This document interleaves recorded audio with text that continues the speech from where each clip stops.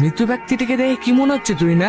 Sir, লাইফে first time এমন দেখছি যেখানে মৃত ব্যক্তির শরীরে কোনো আঘাতের চিহ্ন নেই। এটাও তো হতে পারে ওনাকে কেউ মার্ডার করেনি, ওনার শরীরের সমস্যার জন্য হয়তো মারা গিয়েছেন।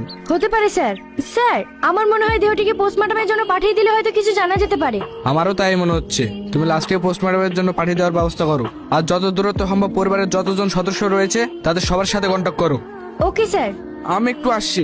ঠিক আছে স্যার। স্যার, একজন সাংবাদিক এসেছে। আজকে গ্রামে যিনি রহস্যভাবে মারা গিয়েছে সেই ব্যাপারটা নিয়ে আপনার সাথে কথা বলবে। এই সাংবাদিকগুলোরও কোনো কাজ নেই, একটা কিছু শুরু না হতেই এরা এসে হাজির। কিছু বলবেন আপনি? হ্যাঁ স্যার, আজকে যে মার্ডারটি হয়েছে সে বিষয় নিয়ে আপনার সঙ্গে কিছু কথা বলতে এসেছি। বলুন, কি জানতে চান আপনি? স্যার, এটা আমার জীবনের প্রথম নিউজ। রিপোর্টার হিসেবে আপনি আমায় এমন কিছু একটা নিউজ দিন যেন আমি প্রথম দিনে সবাইকে চমকে দিতে পারি। আপনি কি বলতে চাইছেন আমি ঠিক বুঝতে পারছি না। ওই যে মার্ডারটি হলো না, ওটা কিভাবে হলো, কে করলো, এই বিষয়গুলো যদি বলতেন।